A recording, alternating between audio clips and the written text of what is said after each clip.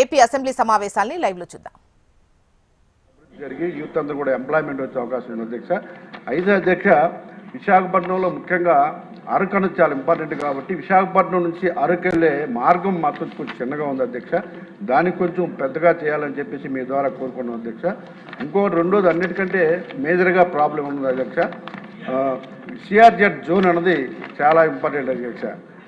NR నుంచి భీముల వరకు ఉన్నటువంటి ప్రాంతంలో చాలా ఇబ్బందులు పెడుతున్నారు అధ్యక్ష. చిన్న చిన్న వ్యాపారస్తులు కూడా వ్యాపారం చేసుకోలేకుండా చాలామంది దళారులు అక్కడ చేరిపోయి కేసులు వేయడము అలాంటి చాలా ఇబ్బంది పెడుతున్నారు అధ్యక్ష.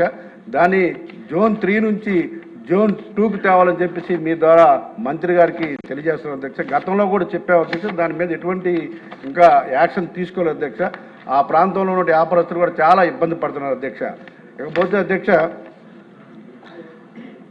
ముఖ్యంగా బీచ్ రోడ్లో ఆధునికంగా అంటే ప్రస్తుతం ఉన్నటువంటి పరిస్థితులకు అనుకూలంగా సదుపాయాలు లేకపోవడం వల్ల, అంటే విశాఖపట్నం సిటీ నుంచి భీముల వరకు ఎన్నో అవకాశం ఉన్నప్పటికీ కూడా ఎటువంటి మౌలిక సదుపాయాలు ఎక్కువగా లేకపోవడం వల్ల ఎక్కువ మంది టూరిస్టులు మనకు రావాల్సిన వాళ్ళందరూ కూడా అటు గోవా కావచ్చు, లేకపోతే వియత్నాం, లేకపోతే బ్యాంకాక్ వెళ్ళిపోతున్నారు అధ్యక్ష.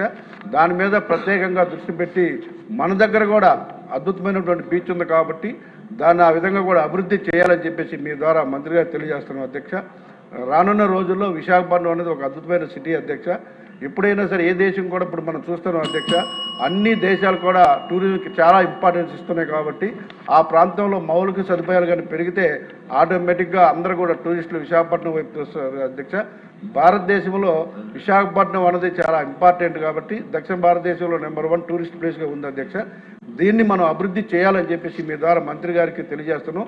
మన ఆదాయ వనరులు అన్నీ కూడా ఇతర దేశాలకు వెళ్ళిపోతా ఉన్నాయి అధ్యక్ష. ఈ మధ్యకాలంలో అందరూ వియత్నాం వెళ్ళిపోతున్నారు కాబట్టి అవన్నీ అరికట్టాలంటే ఇక్కడ కొంచెం టైం కూడా పెంచి కొంచెం అద్భుతంగా ఆ విశాఖపట్నాన్ని అభివృద్ధి చేయాలని టూరిజం పరంగా మీకు తెలియజేస్తున్నాం. విజయ్ కృష్ణ గారు, అందరూ విదేశాలు వెళ్ళిపోతున్నారంటే ఇక్కడ ఎంటర్టైన్మెంట్ రావాలి కదా, ఎంటర్టైన్మెంట్ కూడా పెట్టండి.